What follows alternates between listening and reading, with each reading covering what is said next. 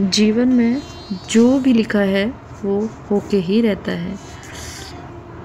प्रदीप मिश्रा जी अपनी कथा में बताते हैं कि आज मैं आपको एक ऐसा सत्य सुनाने जा रहा हूँ जो आपके जीवन के हर सुख दुख, हर हंसी आंसू का रहस्य खोल देगा। महाराज जी कहते हैं, हम दिन रात चिंतित रहते हैं, क्या होगा, ये क्यों नहीं हुआ, काश ऐसा ना होता, पर भूल जाते हैं कि परमात्मा ने जो लिखा है वो होकर रहेगा। एक बार की बात है, एक राजा के राजमहल में एक ज्योतिष आया। उसने कहा, राजन, 7 दिन बाद आपकी मृत्यु होगी। राजा घबरा गया। उसने पहरे बढ़ा दिए, राजमहल बंद कर दिया, बाहर निकलना बंद कर दिया। 7वां दिन आया।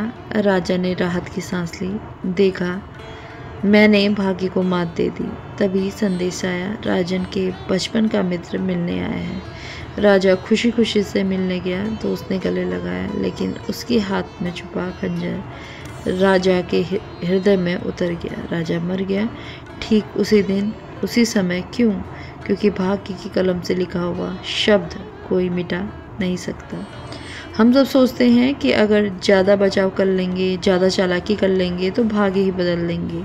नहीं, यह सृष्टि कोई खेल नहीं। भगवान ने जो लिख दिया है वो हमारे भले के लिए लिखा है। भले हमें अभी समझ ना आए।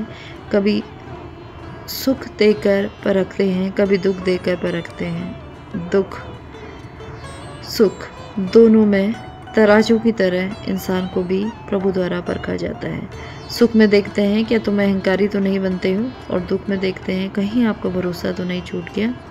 इसलिए हमारा काम सिर्फ कर्म करना है, फल देने का काम परमात्मा का है।